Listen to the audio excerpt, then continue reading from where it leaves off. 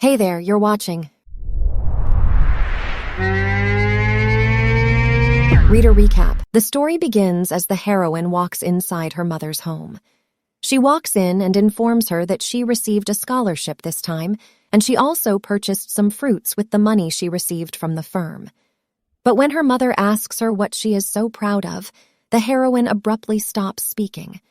Her mother dismisses her success, claiming that anybody can obtain a scholarship these days, and that the girl next door had already gotten a performance bonus from the firm she worked for. The heroine's mother does not even glance at her daughter. She is preoccupied with her smartphone. Then she asks whether she purchased the fruits that her brothers loved from the department shop. They would not eat the fruits if they did not come from there. The girl's enthusiasm and pride have faded, and she apologizes. When her little boys enter the home, their mother's attitude is radically different from that of the daughter. She adores her boys and expresses her desire for them to go on a ride. When the heroine wonders where they're going, her mother says that they're going to see their grandmother. She informs them that her cousin has passed the admission test for a famous institution and that they would congratulate him. But then she says nothing more about the present and claims the daughter doesn't need to know about it. Then she informs her daughter coldly that if she has nothing further to say to her, she should go and take her fruits with her. The heroine feels disappointed and sad, yet she tells herself that everything is okay. It wasn't the first time she'd experienced anything like that. She has been subjected to this torture since she was a toddler. The heroine returns to her own house after leaving her mother. Her room seems to be messy and tiny. She takes a shower and then recalls how her family was always chilly to her. She felt like an unwelcome intruder among them. She had lately gained her independence. She also took part-time jobs to supplement her income while studying. The girl sits on her bed and introduces herself as a 23-year-old college student. However, while she is calmly contemplating her dilemma, her phone rings with a notice. She finds out what it's about and discovers that a new chapter of her favorite book, I Thought I Was Adopted, But I Was Mistaken, is available. As she reads it, she remarks that the book, which was updated every night, was the sole source of pleasure in her life. Today's chapter is similar to the others. A guy disguised as a king informs a little girl that she is his daughter and the most valuable item in the world. And our protagonist believes that everyone in the story adored the heroine. Her adopted father, her friends, and everyone else who was important to her. It was a book about healing parenting, and the protagonist believes that it must be typical for certain individuals. But there was always something more about her. And particularly on a day like today, the book, also known as I Need to Be Adopted, was something she treasured. It was the one source of solace in her otherwise dreary existence. The protagonist is going to doze off, and while she sleeps, she muses about why everyone despises her. Her smartphone dropped from her grasp, and she considers how wonderful it would be to live in a world where everyone adores her. The world's gears are turning, and as the smartphone falls, it continues to plunge into an infinite void. And our heroine wants to be liked by everyone. She dozed off thinking about it. When she awoke, she had transformed into a charming young girl. She was well aware of her current location. She had, after all, been reading fantasy romance books for a year. She'd been possessed, or rather, she'd taken over someone else's body. This was a landscape from medieval Europe, and whenever our heroine walked in her new environment, she saw dragons, which frightened her. The mansion was decorated with dragon trinkets, mounted dragon heads, and paintings strewn around. And the girl is certain that she is living in the realm of I Need to Be Adopted. And she is now in the Etom family. Because of their close relationship with dragons, the Etom family was also known as the Dragon Family. Betad Etom, the man who founded the family line, had struck a bargain with the Black Dragon. He swallowed the Black Dragon's blood, and by doing so, he gained enormous strength.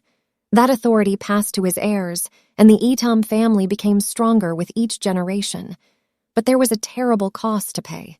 The deal and the abilities it granted them had a terrible side consequence. They have a strong desire to murder if their mana goes out of control. And the Etom family had to bear the brunt of this misfortune. The girl recalls that a chronic condition known as brightness is on its way, and that it will have something to do with the Etam family. But there was someone who could prevent it from wreaking havoc. The primary character of the story was the one who had the capacity to calm the furious nature of the Black Dragon's contract. She had the capacity to cleanse, and she was capable of preventing the darkness from dominating the earth. Our story's protagonist recalls the major character. She has a sunny disposition and is like sunlight in human form, but she is also upright and would not accept any kind of unfairness. And that aspect of her personality was destined to bring disaster, followed by redemption, to the Etam family in the future. And our heroine believes she is a youngster deserving of becoming the main character. She believes that since she is here because she has read the book I Need to Be Adopted hundreds of times, she must be the story's heroine. She is delighted she got to this planet, and she is very certain that it was the original plot. All she has to do now is enjoy the pink life here. Then she sees her reflection in the window panes and declares that her life will be the color of her hair, pink. And just when she believes she has something to be glad about, the heroine realizes something. Her hair was pink, while the main character's hair was black. The girl is taken aback when she realizes she is not the primary character. She wondered who was in whose body she was. Then she discovers she is Irin Etam, an illegitimate daughter of the Etam family who has been shunned by her family for unknown reasons. She was fortunate to be allowed to live in the family due to the influence of her forefathers, but it did not prevent what was to come. An accident occurred at the family's New Year's Eve celebration when Irene was 5 years old. Her ancestry was called into doubt as a result of the accident. As a result, she was booted out of the family when she was a little girl. It was a sad and tragic character, and the heroine believes she must now experience even more tragedy. Then she begins to organize the facts in her thoughts, and the most pressing thing on her mind is, why is she in the body of a novel extra? Irene wonders why she isn't the female protagonist of the novel as she gulps down a cup of hot chocolate. But her maid notices her sipping the hot chocolate and is concerned that it is too hot. She panics and dashes towards Irene, who is likewise taken aback by something. When the maid notices the small girl's quiet, she inquires as to her well-being. She informs her that the drink will still be hot and that she should wait for it to cool. But then Irene declares that it was much too tasty, and she inquires of the maid as to how she created it. The maid could chuckle when she saw Irene's bubble mustache. She informs her that it was known as hot chocolate.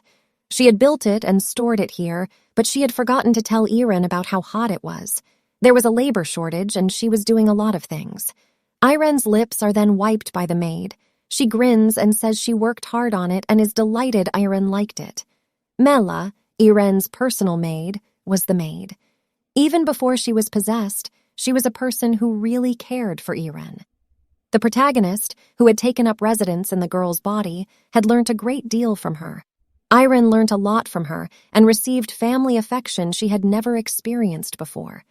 Mela treated her like a genuine sister, and as a result, Irene trusts in her more than her prior life's true family. But then Irene questions Mela about the urgency. Were they planning a celebration for tomorrow? Mela then asks if she really doesn't know. The New Year's Eve celebration was tomorrow. Irene nearly chokes on her hot cocoa when she hears this. Mela is concerned for her, but Irene seems to have accepted the misery that awaits her. When she learns about the New Year's Eve celebration, she has just one thought. She was about to be booted out of the family and the home the next day. Irene believes that being an extra is too depressing. It was time for her to be disowned by the Etam family, just as she was enjoying her life in this world. Irene stands up and realizes she doesn't have time to sit like this. She dashes to the mansion's main building, assures Mela she'll be back soon, and directs her to carry the leftover hot chocolate to her chamber. And Mela is taken aback by what Irene has just done. As Irene dashes through the mansion's halls, she realizes she has to locate a new home first. She believes she can choose the finest nursery school from the list of options at the library. She believes she must use what she has learned here. But Irene is already fatigued by the time she reaches the library's entrance, and she believes that a 5-year-old's legs are too feeble. But when she unlocks the door, she recalls a strange nursery school. There was an orphanage and nursery school administered by a retired hero of the Holy Spirit's Great War. But when she unlocks the door to the library, she realizes she has forgotten everything else about the institution. Irene is taken aback and wonders why she can't recall anything. She had read the tale hundreds of times and yet had no recollection of the story. And since she is preoccupied with her thoughts, she is unaware that someone else is also utilizing the library. But then she spots him and her eyes widen in amazement. The guy with the gorgeous black hair that seemed to hold all the darkness in the universe and eyes the color of shimmering honey. Irene believes that God created this guy with honesty. His name was Erno Item, and he was the Item family's ultimate succession contender. Irene is taken by his shine. He reminds her of the original narrative, and there was a similar scenario there as well. And Irene realizes that he seemed too dazzling when recalling the scenario. However, she is taken aback and wonders what Erno Item was doing at the library. She'd been here for nearly a year, and this was her first encounter with him. Erno turns to face Irene and asks if she knows where the book on divine magic is, but she is so taken aback by his appearance that her mind is unable to understand his words. Erno returned to the book he was reading after noticing she was quiet, and Irene chastises herself, telling herself to quit being smitten by Erno's attractiveness. She joyfully informs Erno that the book he is searching for is on the second column of the first bookcase. But, as a youngster, she can only utter it with short tongue noises. And Erno simply looks at her without saying anything. Irene turns around and walks away to find out why she came here. Erno didn't even thank her, and she suspects he hates her use of the baby language, but it's not like she did it on purpose, and she believes she should be more cautious the next time. She was also going to pretend she didn't know who he was. But Erno is watching Irene pout and stride towards a bookcase, and he seems to be intrigued by her. Irene looks for the book she wants and eventually finds it. She flips to the page describing the nursery school founded by a retired World War I warrior, and when she screams, "I found it!" she hasn't seen that Erno is standing at her side, glancing at the book as well. He expresses gratitude to her for informing him about the bookcase. Then he adds that, despite the library's size, Irene appeared to know it well. But his gratitude came too quickly and without warning for Irene. She collapsed on the floor, terrified and shocked. And when Erno asks what she was reading, Irene has no response.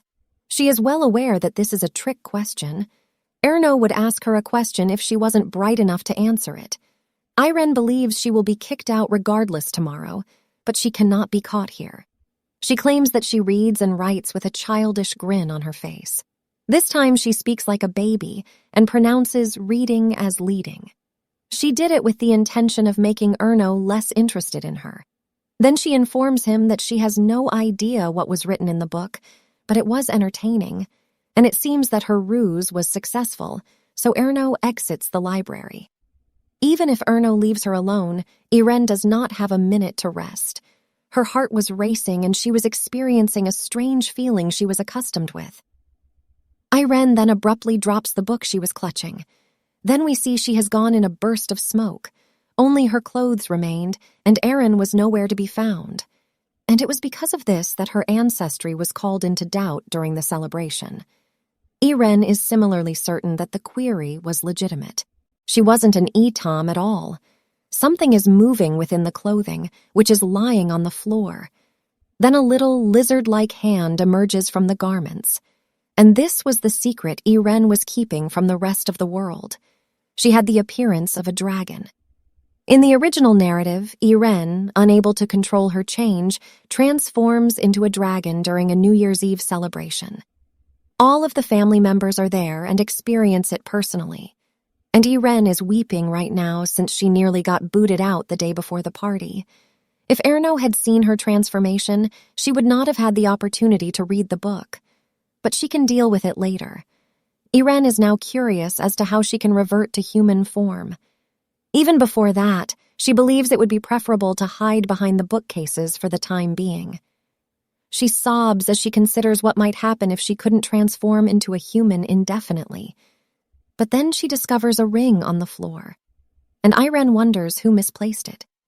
She takes it and remarks that it is really dazzling and costly, and whether it was Irene's desire or her dragon instincts, she seemed content to discover the ring. But in the back of her mind, Irene feels this ring seems familiar, and as she concentrates on the hazy recollection, she recalls seeing Erno wear the ring. And Irene is in for yet another surprise. She glances up, horrified, to see Erno step into the room. Erno walks into the room with a solemn look on his face. Then he discovers a heap of garments on the floor. The pile was moving, and it was obvious that someone was within it. Erno glances at it for a time before realizing what's going on. Irene frightened out from within her garments when she realized Erno had spotted her. She begins to crawl away slowly, but Erno catches up with her in only a few steps. He sits down in front of the moving pile of garments and pulls them up to see what's going on, and he grins as he looks into the sheet. He inquires about Irene's game, and she responds with a worried grin. She has returned to her human shape and is even dressed. She chuckles and says she was going to pick up the ring. She is overjoyed that everything has returned to normal since she was about to be apprehended. She quickly concealed beneath her garments as Erno entered the library, and she reverted to human form at the appropriate moment. And she now wants to let the matter play out regularly. Erno inquires whether Irene was referring to her ring, and she confirms. She tells him that it fell beneath the bookcase and that she cleaned it. And seeing how clean his ring was, Erno complimented Irene on how thoroughly she cleaned it. He claims he returned quickly since the ring was essential to him, and he can't believe Irene spent so much time looking for and polishing his ring. He praises her and pats her on the back, and Irene is at a loss for words in response to these accolades. She wants to swiftly return the ring to him and retire to her room. Irene had read in the story that Erno dislikes physical contact, and she does not want to touch him needlessly either. She places the ring into his hand from a safe distance, taking care not to touch him. But when Erno receives his ring, he notices something in it, and whatever he just discovered astounds him. Irene is likewise eyeing him uncomfortably, wondering why he was so astonished. She claims she's leaving now and discreetly exits the library with the book. Erno stands up as she walks away. Then he flashes a threatening grin, which is his true personality. He claims it was enjoyable, and Irene has no idea that the attractive young guy has his own dark secrets. The day has changed, and it is now time for the New Year's Eve celebration. The Etam family mansion's huge dinner hall is tastefully adorned, and Irene is taken aback. She believes that all of the family members were there, and that they all looked great and sparkling.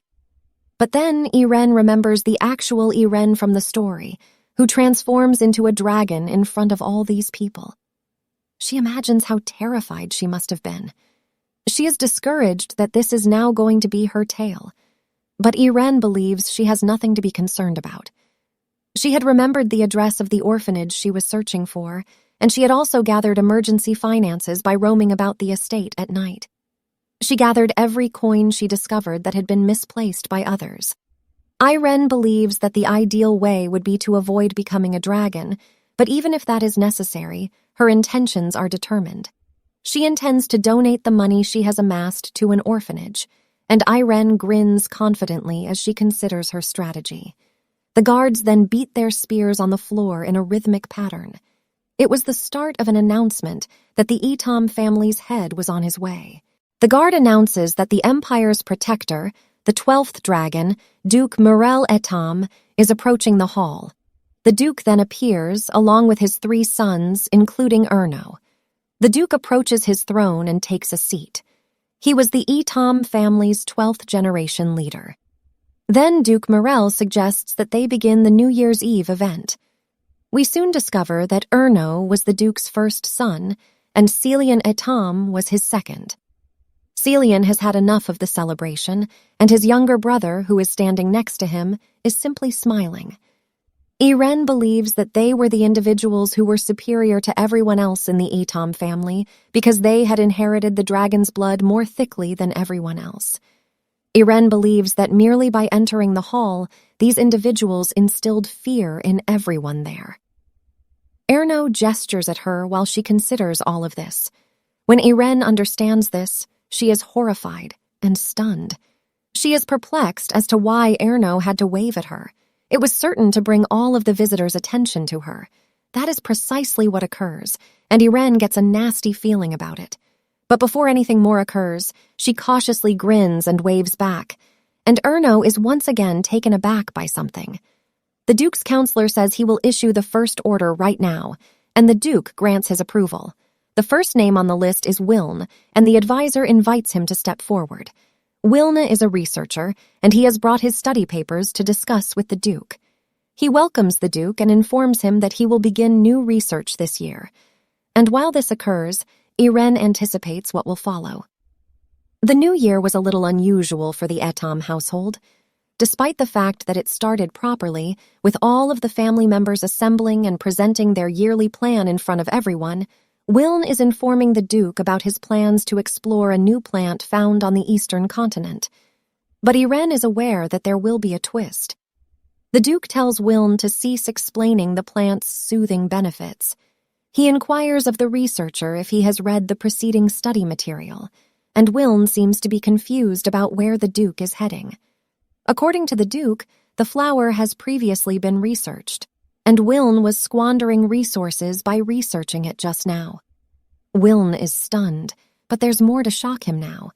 Wiln is worried now that the Duke knows he wasted his research money on a nice bar. According to the Duke, Wiln harassed ladies at the business and even used his family name as collateral for a loan. Wiln attempts to explain that this was not the case, and the Duke orders him to confess the truth. But he's so terrifying that Wiln can't bear the thought of lying to him. Why, the Duke asks, should he let people who damage his reputation to live? Wiln stammers a lot but says nothing significant. Finally, he admits his errors and kneels before the Duke, pleading for pardon. Iren now recounts that the Duke disclosed everyone's terrible history from the previous year during the Etam family's New Year's celebration. And Iren believes she does not have many things for which she will be chastised. But now that Iren has experienced it for herself, she believes Duke Merle really cares about his family. He is welcoming each of them individually, and Iren is scared that she will have to walk before him. But she believes that since there are so many family members there, she will not have to do it. But it was wishful thinking, and Iren found herself in front of the Duke. As he stares at her, the Duke asks his sons, "Who was this little ball of fluff?" Hernos believes he should address her by name, while the second son believes Iren is too tiny. Morel refers to Iren as Fluffy before correcting himself and calling her by her given name. He inquires about her New Year's intentions, and Iren can only assume that she intended to visit the orphanage. But she is not allowed to say anything in front of the Duke. Iren is so afraid and unsure of herself that she wishes she could transform into a dragon right now. But she is hesitant to inform the Duke of her intentions. She eventually expresses her desire to be allowed to leave the home without being stopped. When Morel hears this, he becomes perplexed, and everyone at the party begins discussing what Iren just said. But when the Duke asks why she wants to leave the home, Iren reveals that she knows the truth about her birth. Even while she reveals the truth cautiously, her conscience begs her to stop. Morel wants to know what Iren means when she says secret, and Iren believes she is doomed as she stammers to reveal the truth. She recalls her previous life, and she was never excellent at making public pronouncements. She's always screwed things up, and Iren is weeping on the inside because she has to do it again. But before she can begin disclosing her secret, the communication is cut off. A guy walks in to inform the Duke of an emergency. The Duke inquires as to what led him to be concerned at the New Year's party. The messenger then tells that the floating stone mine had collapsed, trapping several employees and the manager. The Duke is stunned and inquires whether there have been any casualties. According to the messenger, no one has died yet, but numerous employees have been hurt. Duke Morel is troubled by this news, and he wonders how they can rescue the employees. Then he turns to gaze at Irene, who is anxiously squirming. Morel stands up and announces that the New Year's Eve celebration will be resumed in a few days. Until that point, everyone was expected to remain inside the family. As Morel exits the party, he gestures to many individuals, one of which is Wilm. He instructs them to wipe their brows and follow him silently. They are stunned and attempt to speak out, but Morel pulls his sword and asks if he may assist them with cleaning up. The guys are terrified and promptly execute his orders. Irene is still scared and perplexed by what has just occurred. But suddenly Morel approaches her, and she becomes afraid. Nothing comes out of her lips as she stammers. She is shaking and on the verge of crying. Then Irene yells, pulls out her handkerchief, and starts to sob. After watching Irene weep, everyone is alarmed, but she worries whether they're upset. She shouldn't be sobbing in public like this. She then goes around and asks someone if she may use his handkerchief. The guy is stunned, but Irene is too sweet to refuse when she truly begs if she may use it. The guy looks around and declares that everything was okay, and the members of the party want to offer Irene their handkerchiefs as well. When the guy gives Irene his handkerchief, she tears up for a different reason. As she attempts to pick up the handkerchief, she believes everyone is extremely kind. But then someone swoops in and takes Irene's handkerchief before she can reach for it. Duke Merle was the one who did it, and he asked Irene when he urged her to wipe her tears. He informs her that the next meeting will begin with her and asks her to carefully consider what she wants to say. Irene inquires whether Morel intends to accompany her to the mine. She assumed this since he pointed it out to other people. Morel, on the other hand, insists he's not taking her. Fluffy youngsters like her couldn't even be used as cattle fodder there. Irene is startled and perplexed since she considers herself to be cow food. Where were the other people going then? She wonders about Morel. She also refers to him as Granddad. Morel responds that a youngster like her didn't need to know, but then he cuts himself off in mid-sentence. He instantly recognizes what Irene has just said and requests that she repeat it. Irene is unsure about which phrase to repeat, and when she does, she believes she is doomed. She had accidentally contacted the Duke's grandpa, and she was now in great danger. Irene believes it may have irritated him, and she may have died as a result. But she chooses to grind for the time being because she feels that if she smiles, she will not be despised. She giggles and refers to Merle as Grandpa. When he hears that word, he forgets everything else. And now everyone at the party is passing judgment on Irene.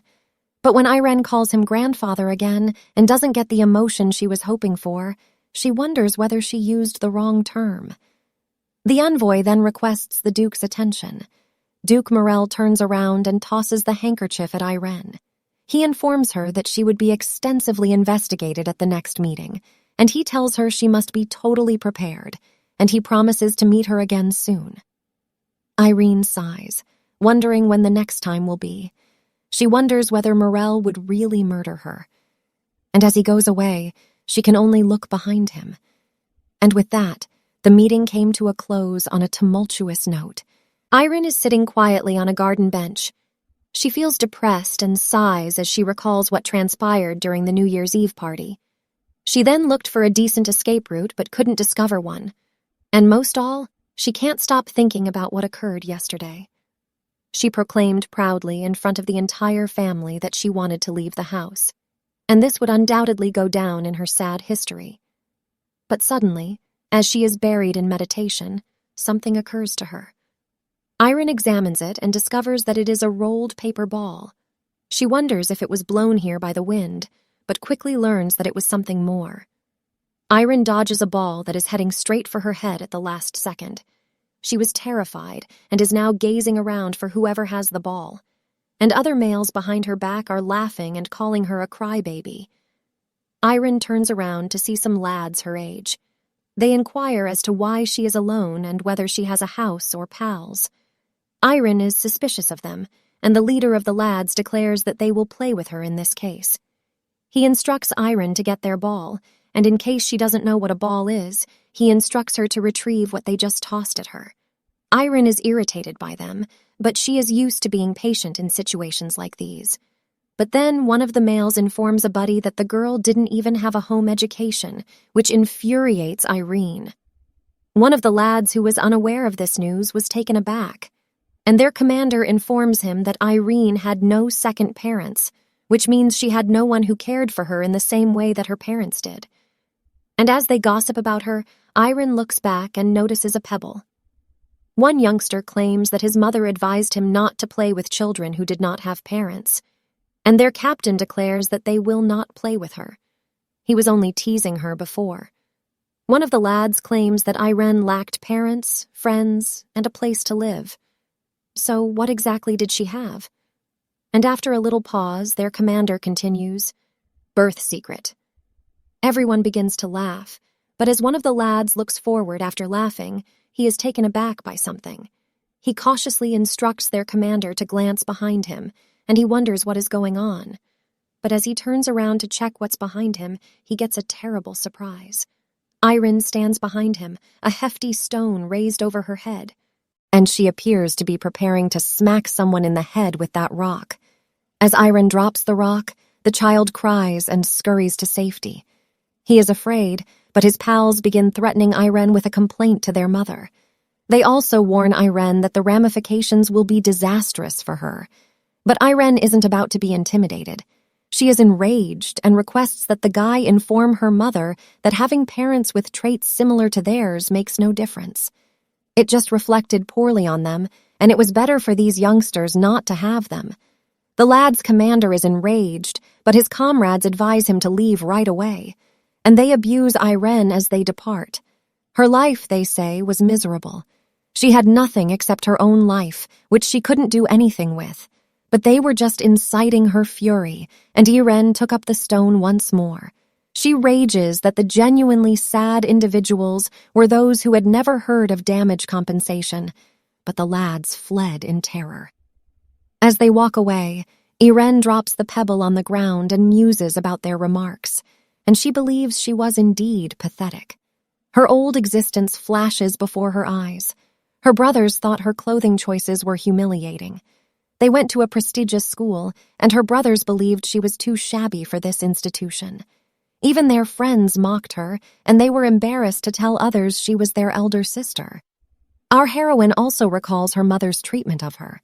Her mother was telling her grandma about rising property costs, and she was bragging about her 2 boys and husband.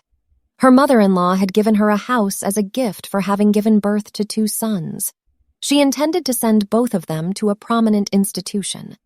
When she began talking about her kid, though, she did not even utter her name. She simply wanted to send her to the dorm if no one else would take her in. Irene considers herself to be the ugly duckling in her family. Naturally, such a thing does not happen. However, it occurs when a dominant person overlooks and despises a weak person. Her parents both disregarded her, which encouraged her brothers to believe she was easily ignored. Erin believes that everyone in her previous family disregarded her. The brothers always got the finest part of the dinner, and all family mishaps were her fault. It was her fault if she ever struggled for anything. Irene recalls being in school and not returning home until late one night. She simply walked to a neighboring park and sobbed to herself despite being injured and bruised all over. But as she is contemplating this, a cat appears in front of her and meows. Irene snaps out of her trance and looks at the nice cat in front of her. She is delighted to see the cat and crouches down to converse with it. Irene approaches the cat and asks if she would want to be her buddy. The cat just stares at Irene, and she strokes its head, explaining that they will occasionally just chat like this. Irene asks the cat whether she comes here often since she meows when she is petted. Her thoughts then turn to what just transpired with the males. She yelled at them, claiming that they had no idea about damage compensation. But what if they truly want it? Irene imagines their mother approaching her and demanding recompense. And what could she give them if they wanted money? She distracts herself, though, with the help of the cat. Irene approaches the cat and asks if she wants to live with her. However, as the cat turns around, Irene feels deceived. Even when Irene commands her to halt, the cat wanders into a bush. For a minute, she is heartbroken, But then she knows why the cat went into the bush. Iren was startled to discover that the cat had a family when she went there to get her babies. The cats are all adorable, and Iren notices that they are all quite friendly as she observes them. But her loneliness holds her, and she is saddened that no one is so welcoming to her. But then the kittens begin to play with her, and Iren grins once again. She decides she is no longer a concerned child. The first thing she'd do was go to Mela and grab some pudding. She bids the cat farewell and returns to her room. She groans, exhausted, yet someone is noticing her. Erno was staring out the window at Iren and thought she was a funny girl. Erno expected Iren to cry when he overheard the males discussing her lack of a home education. Instead, she became enraged and hurled a rock at them. Erno grins and says, "I didn't expect that at all." He stares down at Iren, who is strolling with sagging shoulders. He was intrigued by her from the minute he discovered her perusing the list of orphanages at the library, which was intriguing in and of itself. If you were a member of the Itam family, you would do all in your power to keep the family together. But it seemed unthinkable that an illegitimate kid would wish to leave the house. But there was something more about Iren that Erno found intriguing. When he spotted her in the library, he removed his ring and purposefully left it behind, and he waited outside the door to watch what Iren would do next. He now believes that if Iren had not picked up the ring at the time, the story would have stopped there. He wasn't expecting her to pick it up at the time, but when he discovered Iren, she had not only found but also cleaned the ring. Erno sensed the girl was hiding something when she grinned like a child and slipped the ring into his hands. He noticed the ring glistened when he saw it. He sensed a distinct energy emanating from the ring and understood exactly what it was. Erno chuckles, thinking that despite Iren's abilities, she wants to leave the house, but because he is intrigued by her, he wants to present her with a gift. He tells himself that people who do not properly educate their children must pay for it, and his ring glows brightly as he says this. 1 week has passed, and the New Year's Eve celebrations have resumed. It will resume with Iren's annual plan and her birth mystery, where it left off. Iren is standing before Duke Morel, who informs her that the previous meeting ended on her turn, and he now wants to know why she wants to go. Iren feels worried as she attempts to reveal the mystery of her birth to the Duke. Even though the Duke coaxes her, she is unable to speak effectively. The folks in the crowd are drawing Iren's attention, and she believes there were more this time. It was almost as if they were housewives anticipating the next installment of the drama. But Iren breaks her resolution as she recalls all of the emergency monies she has accumulated. And because she is completely prepared to leave the house, she feels confident in telling the truth. When the Duke begs her to disclose the truth, someone mentions that the child was his daughter. And Iren repeats mindlessly, "Yes, she was his daughter." But then she becomes perplexed by what has just occurred. As she wonders what is going on, someone appears and stands at her side. Iren looks up and discovers that the guy is Erno, who claims to be Iren's father. Iren is taken aback and wonders why he just said that, and she sobs within, knowing she won't be able to see the sun tomorrow. Iren vividly recalls Erno Edom from the novels. He was a horrible hedonist, someone who prioritized pleasure and delight over all else. He never moved until he was genuinely interested in something. But he did anything he wanted, everything and everything. As a toy, he could have whomever he wanted. And if he became tired of it, he would break it so that no one else could have it. And because Iren desires a simple and calm existence, she believes that avoiding him is the best solution.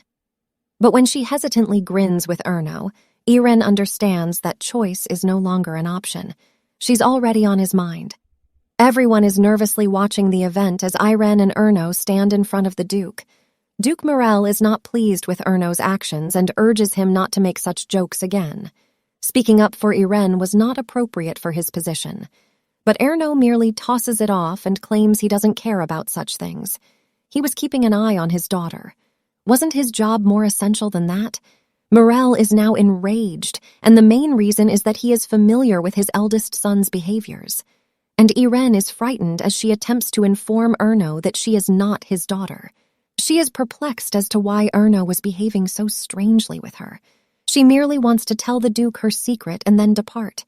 However, she does not believe it was a sensible decision at this time. Mirel resembled a dragon, while Erno resembled a tiger, and Irene does not want to be trapped in the middle of a battle between two animals.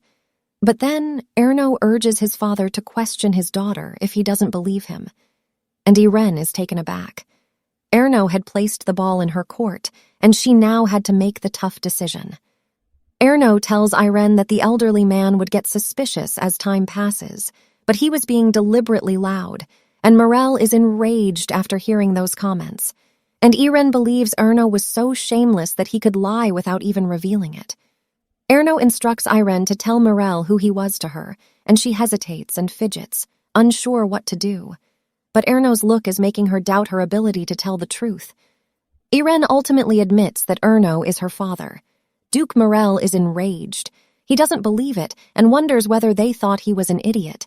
He chastises Erno for continually generating a commotion at New Year's Eve celebrations. He was bringing someone else's child to the celebration this time, and she was that small, fluffy girl on top of it all. However, when the depressed Irene hears the throng muttering among themselves, she discovers fresh facts. It wasn't something new that was happening to her. Erno was infamous for bringing children to New Year's Eve parties and claiming them as his own. It was Irene's turn this time. The youngster he brought the last time was booted out 4 months later. People believe Irene would only stay for 6 months in such a situation. Some others are even betting that she will be thrown out before that. And Irene is irritated that everyone is laughing at her problems. She recalls Erno using individuals as chess pieces in the original tale, and he is accustomed to dismissing people. He remained like that even after becoming the main character's adoptive father. When he realized that the others around him did not like the girl, he let her leave. For him, it was simply a commercial connection developed out of necessity. But suddenly Irene hears something positive among all the negativity. A mother expresses sympathy for the youngster, but according to her spouse, if the child is booted out, Erno would give them enough money to buy a small island. Irene is stunned, and everyone is still chatting. They're curious what a girl like her would do with that kind of money. They feel Irene will simply make a fuss about wanting to stay with Erno, and they believe that with a face like Irene's, she will make every effort to persuade Erno. But right now, Irene's expression is the embodiment of a joyful surprise. She believes it's incredible that Erno offered money to children after throwing them out. It worked even better in her favor because she was already planning to go. She believes that if she remains here for 6 months, she will be able to spend the rest of her life on an island that she owns. That's the type of joyful future she doesn't want to give up. She considers being Erno's daughter to be a part-time job with very good pay. And when he looks at Erno, she wonders if he is a nice guy. Erno is speaking with his father, and he wonders whether he would alter his successor because he has been acting recklessly. Then he catches Irene staring up at him in wonder. He grins at her and says he'll tell her about his goals for the year. He then lifts her up and tells her that his plans were to reconcile with his daughter, whom he discovered late, and he was going to spend the most of his time trying to be a good parent to her. And Mirel lashes out at Erno, asking how someone like him could be a decent father. He was even a bad son. Erno, on the other hand, requests that he cease yelling. It frightened his daughter, and Irene is taken aback, wondering when she becomes afraid. Erno, she believes, was attempting to use her as a shield while she was being reckless, but she later claims that she was not terrified of her grandfather, and Erno responds that she was not afraid since she knew her father would protect her. But Irene is becoming dissatisfied with Erno, and she claims that this is not the case. She was not afraid of anything, and her grandfather was unfazed. Then she smiles innocently at Mirel and urges him not to be furious. And as Mirel is staring at Irene, his other 2 boys are staring at him. Mirel gets flustered and claims to have never been upset, but his boys believe he was still enraged. He was only keeping it under control because of Irene. But the Duke has had his fill of the day. He gets up from his seat and declares that he can no longer do it. He directs that the New Year's Eve celebration concludes like this, and everyone who was left should write out their annual plans and bring them to his chamber. Irene is anxious when Morel walks away like that. In addition, he informs Erno and Irene that he will see them later. Morel is still in denial about the fact that he was upset as he heads to his room. Now that everyone has left, Erno suggests to Irene that they return as well. And she doesn't have anything to say in return, so she just agrees. Even though Irene thought the New Year's Eve celebration would never finish, it did. After the New Year's Eve celebration, she became Erno's phony daughter. Irene wonders how far he will carry her to her chamber as he carries her. She believes that the novels were incorrect when they stated that Erno despised skinship. She was expecting Erno to abandon her as soon as they left the dinner hall, and she was prepared. But the reverse was taking place. Erno appeared to be walking slowly so that Irene would not be bothered. And she believes it was because she was too precious. But as she stares at Erno, she tells herself that it's all for his entertainment. People must attach to him because of his kind demeanor. And Irene believes she is nothing more than a fresh toy for Erno. She only needs to be quiet and play along with him, and when her job was done, she would be paid and depart. Extras like her played that part. And Irene is reminded of something. She will be disappointed if she has expectations from others. Irene clutches to Erno's shoulders tightly as she resolves not to expect anything. But as soon as Irene can no longer see his face, Erno flashes his crooked smile again. It's been a few days since the second New Year's Eve celebration. We notice a large bedroom. Erno is sitting at Irene's side while she sleeps in her bed. He rouses her and greets her with a good morning. Irene is partly asleep when she responds to his welcomes. He had returned. That is what Irene believes. She is also still captivated by how attractive he looked. It had been a week since Erno claimed her as his daughter at the New Year's Eve party. That day he took Irene to his mansion and offered her a large room. He seemed to have planned to present it to her ahead of time. Aside from that, he visited her every morning to wake her up and provide her food. And today was no exception. Erno suggested that Irene have breakfast now that she was awake. He informs her that he made light soup and bread for her today. Even this, Irene believes, is too much. Furthermore, Erno feeds her himself. And Irene, the 23-year-old independent girl within, is sobbing. Even though Irene dislikes being fed in this manner, she believes the meal was wonderful. Erno asks whether she has any plans for today and pinches Irene's cheeks. It was his usual procedure. He asked her this question all the time. Irene wonders if she should tell him she wants to buy something. She liked money, but she was a little greedy to say so. Erno had promised to send Mela shortly, and Irene was pleased with his present. She considers if she should tell him what she wants, and she chooses to do so. Irene informs Erno that she wants to open an account. Irene nods when Erno asks whether she meant a bank account. This was obvious to everyone who had read I Need to Be Adopted.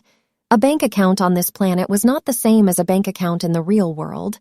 The bank is controlled by the magical tower, and there is no passbook for the account.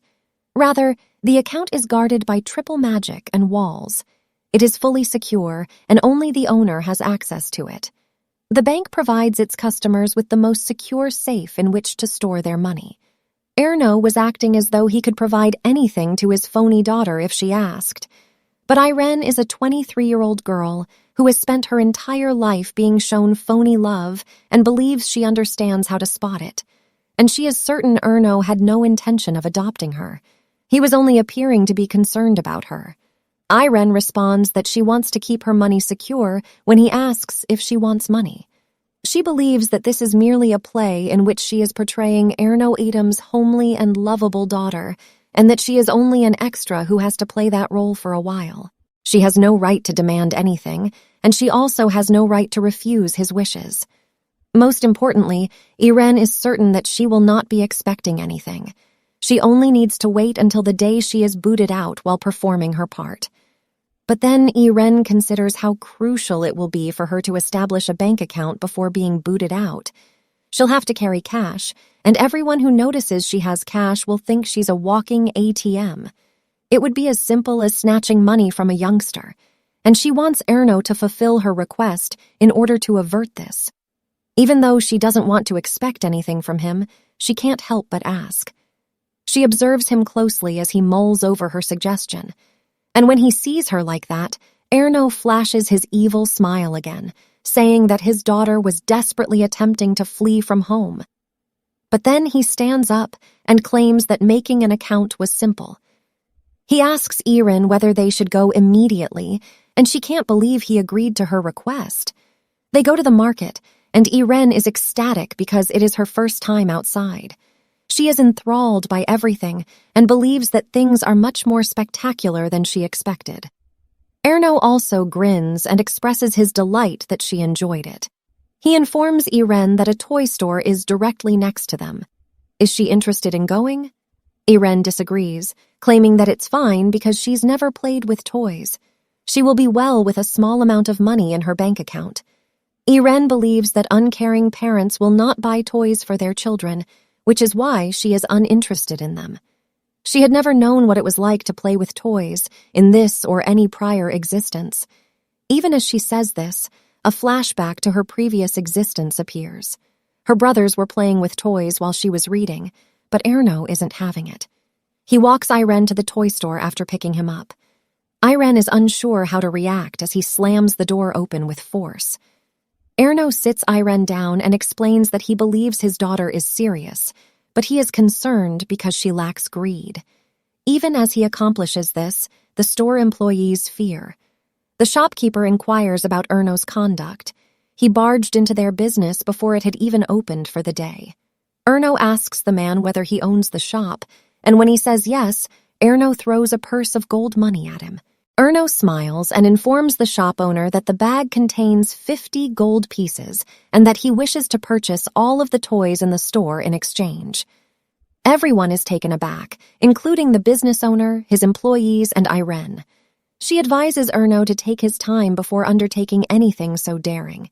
She didn't require any toys, but Erno chuckles and explains that if Irin does not like a toy, they will just discard it. He then asks if he should buy everything in the store or if she wants to choose her own toys.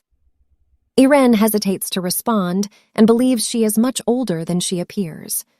However, as Erno approaches the shop owner with the offer to buy everything, Irin yells that she will choose anything. Irin wonders about the toys in the world that need to be adopted while she browses the store. It was a magical realm, which resulted in the production of several unusual toys. And some are so bizarre that you can't get enough of them, but there was nothing here worth 50 gold coins. As she sprints around the store, Irin feels she'd rather have the money than any toy. In between, Erno teases her by wondering if he should just purchase the store, and the panicked Irin would just advise him to wait. But everything seemed pointless to her until Irin saw a toy that attracted her curiosity and decided to buy it. She shows Erno and the shop owner the toy she picked. It's a tiger doll, and Erno wonders why she only bought one. If she only has one doll, she will become bored fast. Irin, on the other hand, claims that she will not get bored of it. She brings the doll up to Erno's face and he inquires, "Is it a tiger?" Irin grins and remarks that the doll resembled her father. That's why she enjoyed it the most. Erno concludes that there is nothing further he can do because the store personnel are captivated by Irin's adorable acts. He claims that his daughter preferred just the toy that resembled him. And Irin had predicted that Erno would be touched by this, and she feels relieved that she was correct all along. As Erno kneels to pick up Irin, he inquires of the shopkeeper how many more of these dolls are available. The shopkeeper informs him that they were all on display. Then Erno inquires as to how many individuals have already delivered it. According to the shop owner, the product was recently released, and Erno and his daughter were the first purchasers. That's all Erno needed to hear, and he clicks his fingers as he informs the business owner that it was a nice thing. He continues, "I just wanted to get rid of those dolls." And they began to burn. The shop owner is stunned, and Irin is even more stunned. When he sees his ambitious product on fire, the shop owner panics and requests that someone bring him water. Erno, on the other hand, tosses another bag of gold money in his face and urges him not to make a fuss. He informs the shopkeeper that the fire would merely scorch the dolls and then vanish. As he walks out of the shop, Erno expresses his desire that the store would no longer sell this doll, especially after seeing his honesty. And the shop personnel is once again taken aback when they see the second bag, which contains 50 gold coins. Erno exits the business carrying Irene, and the shopkeepers bend down to thank him despite the fact that their store is on fire. Erno then grins at Irene and adds that his daughter is the only one who has a doll that looks like him. He asks Irene whether she is content, and she is terrified to say no. As a result, she agrees and thanks Erno for the toy. As the plot progresses, we find Erno attempting to give his daughter pudding. He instructs Irene to open her lips before spoon-feeding her. He asks if it was tasty, and Irene responds yes, it was really tasty. But there was something tainting the flavor of her meal. Duke Morel was the most enraged. Irene was seated at a table with several significant members of the Adam family, and she wondered why she was there. It wasn't a dining table, and it wasn't mealtime. It was one of the Adam family's regular gatherings, which took place twice a week. The Adam family oversaw the kingdom's greatest military endeavor. In addition, they ran a number of other enterprises. These initiatives were frequently addressed at regular meetings. Because of the significance of the conference, the most important individuals in the family, including direct descendants, gathered to attend. And this was under the reign of Duke Morel, who was the most stringent. He was the most sensitive and angry person at the meetings, and simply breathing loudly would get him in trouble. And Irene and Erno are now in such a meeting. Duke Merle yells at Erno and asks him what he's up to, and Erno responds that, despite the fact that it was his daughter's snack time, he was personally attending the normal meeting. And that frustrates the Duke even more, and Irene believes it will all come back to bite her eventually. But she fears that she may earn the Duke's enmity and be slain even before Erno abandons her. And she must take action to prevent this from happening. Irene phones Morel's grandfather and informs him that she will not be eating pudding. She stares at him innocently and promises not to be a naughty girl. She will be a good and obedient young lady. That is why she doesn't want her father or grandfather to chastise her, and her words and innocence win the Duke over. He believes the fluffy youngster was a terrific talker. He gives up scolding her and says it's okay because it wasn't Irene's fault, and it makes no difference how many puddings she eats or what she does. Erno seizes the opportunity and resumes feeding her just as Morel says this. And the Duke is furious with Erno, who was the true issue here. Even though permission has been given, Irene is unsure if eating pudding is permissible, but she can't stop herself from smiling as she consumes the pudding. It was very excellent. And everyone at the conference, even her usually austere grandfather, is taken by her charms. However, he chooses to come to business and inquires about the status of the weapons that were scheduled to be exported to their neighboring nation. According to the guy in charge of the armament, orders were still coming in, but resources were scarce. And while one side of the table is occupied with business discussions, the other half is occupied by people staring at Iron. Erno rests his hand on Iron's shoulder and draws her closer as the guy informs that the current state of the floating stone mines is not favorable. Then he gives everyone who was staring at her a scary and dangerous look, and they are terrified. They quickly begin minding their own business, and Morel is still unaware. When he inquires about the status of the hunt for a new mine, Iron knows what the focus of their chat was. They were discussing the floating stone.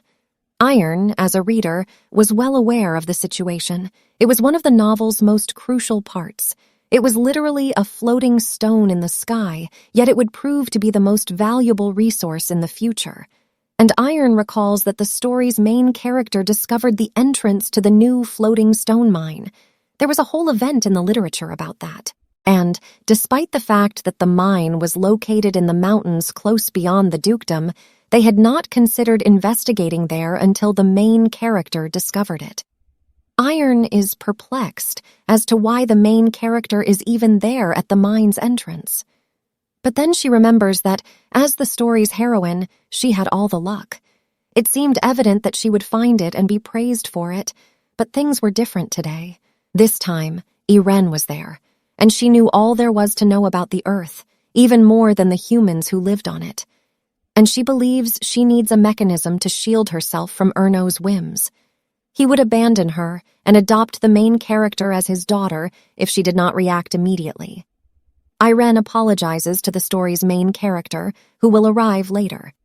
This time, though, she will claim credit for unearthing the floating stone mine. She goes to Erno and inquires about a moving stone, and when he uses his magic to generate a picture of the stone, Erno states that it is a worthless stone that can only float in the sky. When only a tiny quantity of flying stone mingled with iron, it generated a lightweight metal appropriate for the manufacturing of weapons. When Erno explains that the flying stone proved ineffective, Irene admits she was oblivious of it. It was shortly going to transform the world's conflicts and trigger a revolution. But then Erno asks Irene, why did she ask that question so suddenly? She then claims she saw a stone floating in the sky, and Duke Morel can't believe his ears when he hears it. In a moment of surprise, he smacks the stone table with his fist, breaking it in two.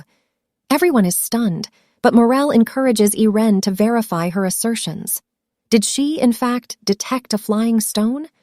Irene is horrified as she stares at the destroyed table. She thinks that this is the might of the dragon family, as a massive stone table was smashed as if it were nothing. But Duke Morel isn't the only one who wants Irene to respond. Other individuals began to doubt the stone and where she saw it. They ask if she can aid them or tell them which mountain she observed it near. But immediately Erno screams 10 steps with such a great, scary intensity that everyone involuntarily takes a few steps back. He advises them to retain at least that much distance when conversing with his daughter, and everyone apologizes for being so eager. This rule, however, would not apply to Erno's father or Irene's granddad. Morel pushed everyone aside and marches up to Irene. He inquires as to where she saw it, and Irene claimed to have noticed it on the mountain in the rear, and Morel requests that she move in that manner. And Irene gestures to the hill, which is plainly visible from the window. Morel finds it difficult to accept that a moving stone quarry existed in the mountains outside the Duke's residence, but Irene is convinced she saw it there. People started to quarrel amongst themselves. The rear mountain was the mountain behind the Duke's residence. People are speculating if Irene spotted the incorrect stone. However, they did not investigate the back mountain since they had little prospect of discovering anything there.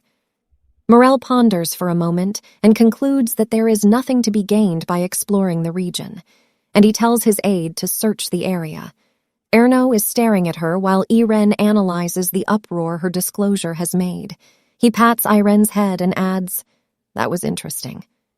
He wonders how she knows so much, and Irene is now scared, but their moment is cut short by someone rushing in with a crucial message for the Duke.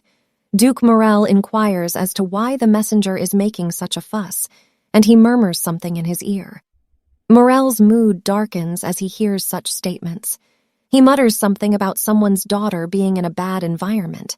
He promptly decides to bring the meeting to an end. This decision has astonished everyone. They had also noted that the Duke's features were dark, and Irene is the only one who knows what is about to happen. The female protagonist of the novel was slated to move into the Etom mansion, and Irene is astonished since it is occurring faster than she imagined. She fears that if the novel's main character, who is adored by everyone, arrived here, she would be forgotten.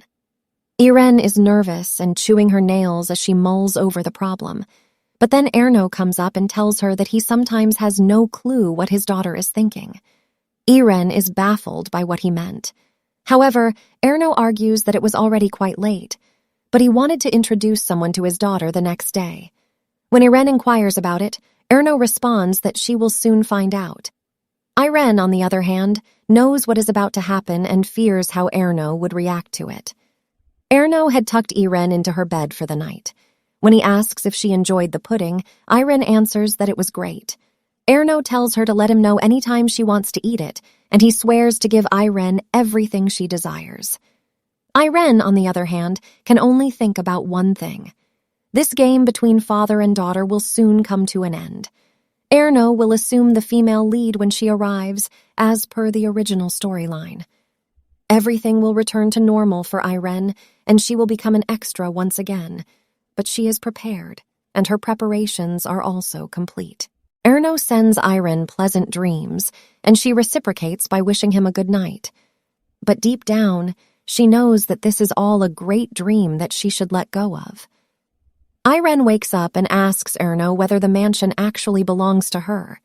He informs her that it actually is, along with the butler, maid, and 30 other servants. Irene clasps her hands and declares that her father is the finest. Erno then delivers her a check for 100 million gold. He offers her a wicked grin and explains that he has maintained his promise to her. Erno instantly stops smiling and orders her to go lost. Irene is taken by his abrupt apathy. Erno informs her that if only he knew sooner that she wasn't a terrible dragon. As he walks away from her, she grabs for him but finds her hand altered to a little lizard-like hand, and she discovers that she has changed into a dragon. She is booted out of the palace and put in jail. Irene shouts out loud and wakes up, her doll clasped securely in her grasp. She glances out the window of her room and realizes it was all a dream, and it's still night. In the morning, Mylar dresses Irene and stares at her in admiration. She compliments Irene, stating that she looks nice in whatever she wears. Irene twirls about and asks Mylar whether she looks nice. The maid tells her she looks fantastic, admiringly. Irene says she has gotten more driven since arriving at the mansion. Suddenly, there's a knock at the door. Irene snatches her doll and tells Mylar that she will unlock the door instead.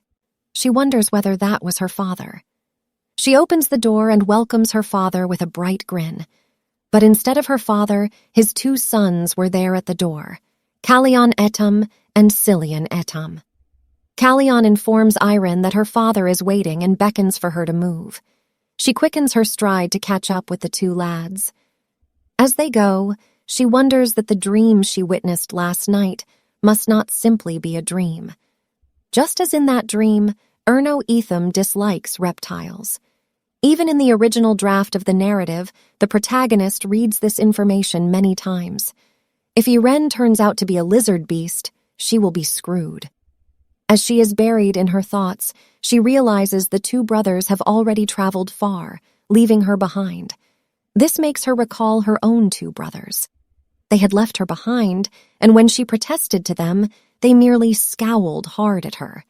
They insulted her, stating that they felt terrible for their parents who gave birth to her.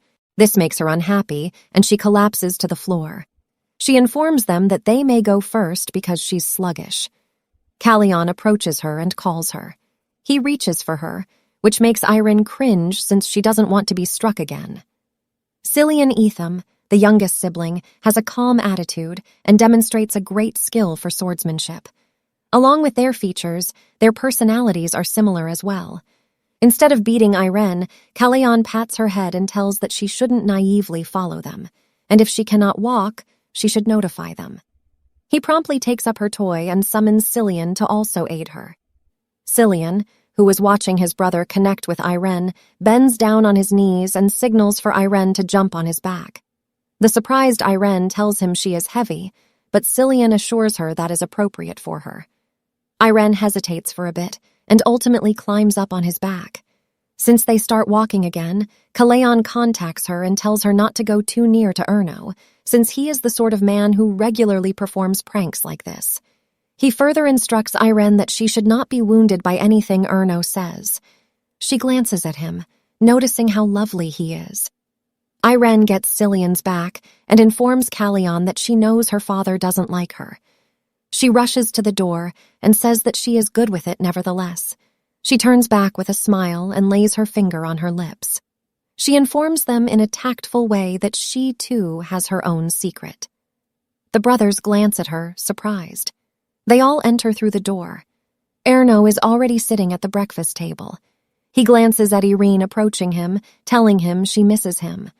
Erno scoops her up in his arms and hails his boys for bringing Aaron into excellent health. But seeing the uneasy expression on their faces makes him mute. He asks them if there was any cause or if anything happened to his daughter. They reject his fears as the family continues eating breakfast. Erno informs them that the head has located Erno's sister's daughter. The son wonders whether it's the aunt's daughter who has run away from home. Erno pinches Ernie's fat cheeks, who is seated on his lap and answers enthusiastically. He then asks Ernie whether she enjoys the doll they purchased the day before. Irene looks up at him and tells him she does because it's nice and warm, and she thanks him for purchasing her such a lovely doll. Erno glances at her for a minute with a glimmer of fondness in his eyes. As he is about to touch her face, his ring begins reflecting red light, making his finger hurt and prompting him to recoil. This leads Irene to tumble off his lap and onto the floor. Erno quickly tells Cillian to grab Irene and get away from there. Cillian and Cillian glance at their father with dismay. He orders them to hurry, and the two brothers go to the astonished Irene and tell her to get out of there. Irene ignores them and looks at her father in disbelief. Erno holds his head in his hands. She recalls one of the mysteries of the Atom family. They may encounter a phenomena in which they sense the impulse to murder owing to uncontrolled magical abilities. The children see their father moan in misery. Irene then recognizes that she has read this section of the original narrative. Even though Erno wears a magic suppression ring, his berserk occasionally breaks out. According to the original narrative, Erno was dining with his family in a greenhouse one day when he suddenly went insane.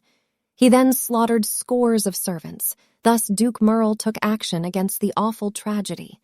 The Duke placed Erno on probation for a period.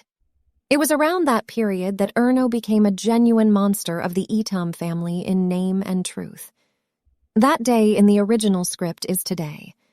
Cillian orders Cillian to go and disseminate the evacuation message while he takes Irene away. Cillian agrees. Irene is engrossed in her own thoughts, anxious about her father and not wanting to leave him alone. She begins to think of a solution. Suddenly she recalls that in the original account, Cillian had discovered a plant growing like a blanket in the biggest shadow, from which he made a cure to quiet down berserkers. She apologizes to Cillian and flees out the door, disregarding his warning that it's not safe to go alone. Irene knows it's absurd, but if her father gets probation, her aspirations of having her own money, island, and property would evaporate, and the play that looked like a dream will finish shortly, leaving her with nothing. She doesn't want this. Finally, Irene approaches Erno's greenhouse. She notices the plant described in the original screenplay, a tree with red berries that Cillian and Cillian locate in the original script. The tree grows red fruits all year long and is always like early summer. The script also said that the red fruits were the essential elements in the sedative medications for berserk. Erin swiftly takes out her bag of gold money and dumps it. She then reaches for the fruits to gather them. Since the tree has a lot of thorns, she is scared of it. But her hand pricks the thorn, wounding her finger. She makes a determined look and begins plucking the berries once more. Finally, she gets the berries in her bag. She hopes to serve them to her father. Suddenly, she hears a scream coming from the dining hall. Erno had clasped his hands securely around a man's neck. As the person is being strangled to death, he pleads for aid. Suddenly, Irene enters in the door and shouts for him. Erno, who had been entirely captivated by the black force, frees the guy and comes towards Irene with a malicious smile. Irene glances at him worriedly as she genuinely wants to help him. She understands how it feels to be neglected at the worst of times. It is the most shabby and dreadful thing to happen. Irene steadily moves towards Erno, determined to help him. Instantly, Callion opens the door and discovers his father attempting to suffocate Irene. But Irene rapidly bites his hand, forcing Erno to jerk back in agony. She then swiftly slips the crimson berries into his mouth. Erno swiftly goes down, and Irene sits on his chest and shuts his mouth hard to stop him from spitting out the fruits. Erno, who is battling below Irene, stops moving and collapses. Irene wonders whether it worked. She picks up more berries from the floor with sad eyes. Angry individuals make her afraid. Suddenly, her hand is halted by Erno's. She glances at him, who has sat up and calls her. Erno grins at her warmly, to which Irene urges him not to become upset since she is terrified. She embraces him and begs with him again, sobbing. Erno embraces her and assures her he isn't furious at her, and it's okay now. He soothes her down, and Irene's eyes start closing. She stares at her doll, who appears broken with drowsy eyes, and suddenly her eyelids close. Erno recalls his wife's comments. She was pregnant and laying on the bed. She informed him that children are blind because, no matter how afraid they are, they would treat you with unending love as long as you are their parent. Erno informed her that it was a humorous and ridiculous point of view of hers. This made Dahlia upset, and she instructed him to listen to the finish. She stated to him that no matter what crimes he has done, whether ugly or nasty, doesn't he believe people would only see his best side? She stated to him that he would change if he met someone like that. Erno, who was reading a book, tells her that she is an excellent lover without glancing up at her. These makes Dahlia more furious, and she explains that at times like these, a cute daughter is the best as men are weak to cute daughters. Erno advised her that 3 children were plenty. Dahlia patted her pregnant tummy and remarked that this is why she wanted her kid to be a girl, so he would know that there are individuals in the world who you can't help but adore. Therefore, she desired that Erno wouldn't be lonely anymore. Erno recalls of how openly Dahlia talked back then, but she never gave birth to her 3rd baby since she had gone away. In the present, Callian races towards his father and asks whether he is all right. Erno places his finger near to Iren's lips and is relieved that she wasn't seriously harmed. Suddenly, Callian and Erno hear a scream. They turn their gaze towards a door and discover a maid screaming at the sight in front of her. Callian passionately asks, "How can she disrespect her father?" The maid begins rushing away. Once the berserk begins, there is only one way to stop it. An opponent who is stronger than a berserk creature is forcefully controlled by force. However, the Duke of Morel, or the eldest son who could bring Erno down, were out of town. Hence, no one could stop him, but Iren was unusual. Erno observes the shattered toy he handed Iren. As he held Iren in his arms, he summoned the doll towards him with magic. He recalls how thrilled she looked when she informed him she loved this doll the most. As Erno stares at the shattered doll, he claims that he didn't intend to burn everything down. Cillian, who was peeking at his father from the door, gets seen by his father, who then urges him to come in. Cillian then asks worriedly about Iren. Erno informs him that she was all right, and that since it's all done, he should take it easy. Cillian then asks him hesitatingly how he halted the madman. Callian waves his hand and assures him that he will explain it later. He orders him to get some red berries and bring them to his lab since they appear to be the crucial factor. Cillian urges his brother to wait, but Callian runs away with his father, carrying Iren. Cillian breathes joyfully that nobody has died. Erno and Callian were strolling silently. Callian asks his father whether the fruit saved him from going wild. Erno replies affirmatively. Callian informs him that he has been hunting for the fix all along and finds it weird to discover that Iren knew. Erno discloses to him that Iren has numerous secrets. Callian stops following him and urges him to cease his prank because he feels terrible for her. She has assisted his father, and it wasn't the same as when he made a contract with a person last year. He is interrupted by Erno's irate tone, informing him that it is none of his concern. Callian attempts to explain that she took the risk to rescue him, but Erno stops. Erno coldly instructs him not to make him repeat it again. Cillian freezes in disbelief and frowns. He excuses himself. Iren rests on the bed, asleep while the servants care to her. Erno stands in the corner of the room while he thinks about Callian. He recalls his departed wife as well. He thinks about how Callian took his comments, as he was only fooling around. After a time, Erin opens her eyes and wonders where she is. She instantly sits up, yelling about her wealth.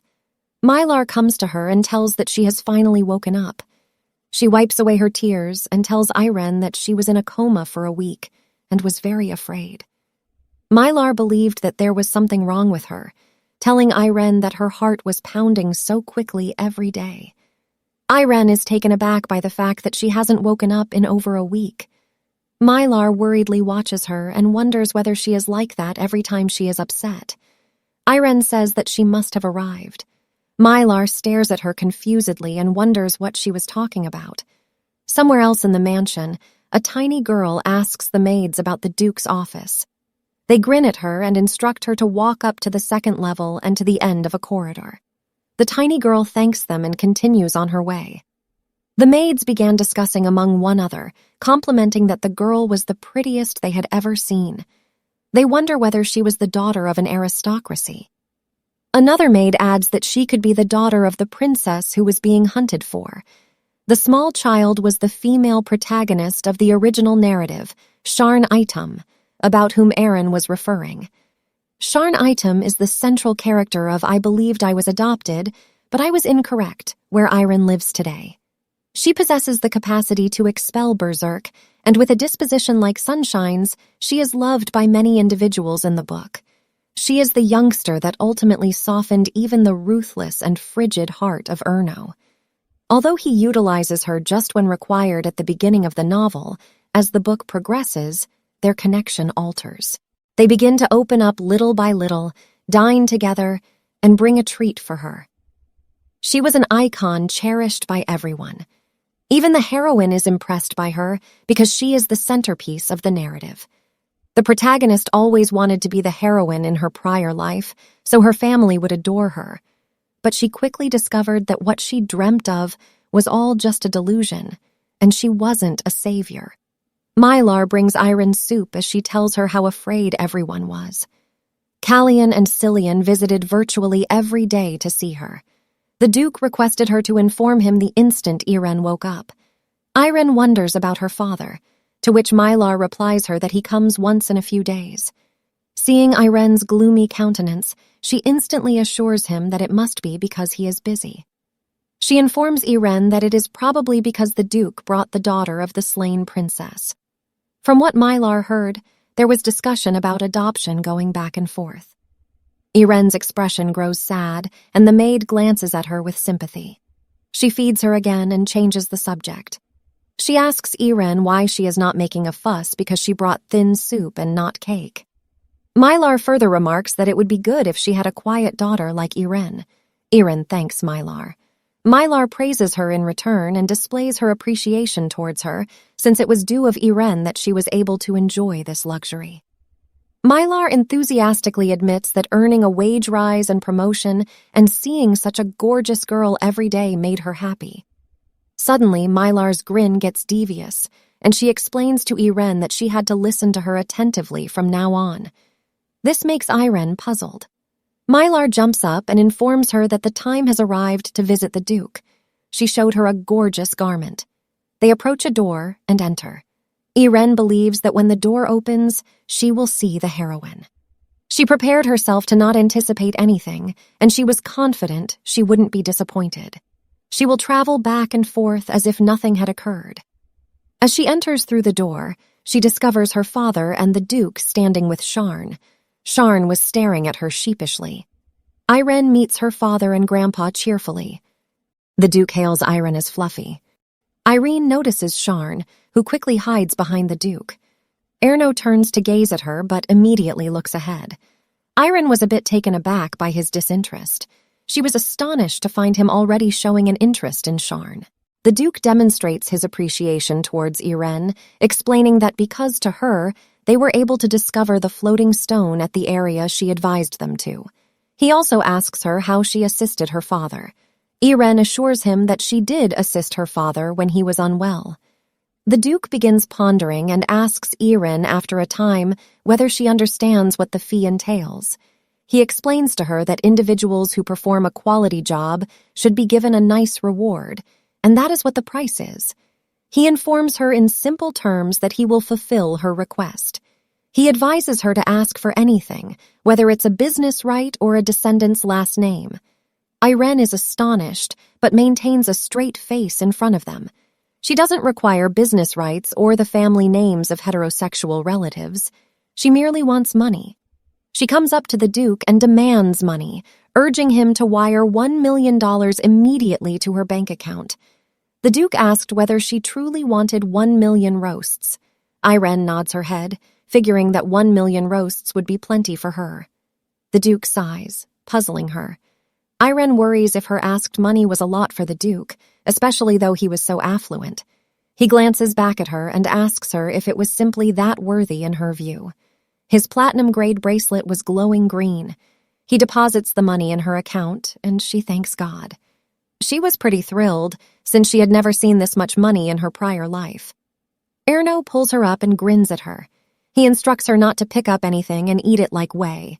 He withdraws the 100 million from her account, leaving just 10 million in her account.